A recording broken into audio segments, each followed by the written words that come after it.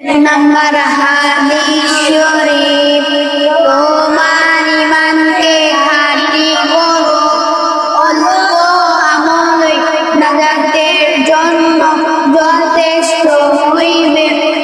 2 নম্বর হাদিস শরীফ, তোমাদের মধ্যে সর্বোত্তম ওই ব্যক্তি যিনি কুরআন হাদিস শিক্ষা করে এবং শিক্ষা দেয়।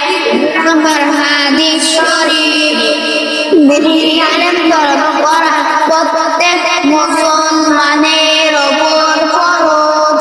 3 নম্বর হাদিস শরীফ, পবিত্রতা ইমামের অঙ্গ। 5 নম্বর হাদিস শরীফ, নামাজ বেহেশতের চাবি। 6 নম্বর হাদিস শরীফ, কিয়ামতের দিন সর্বপ্রথম নামাজের হিসাব হইবে।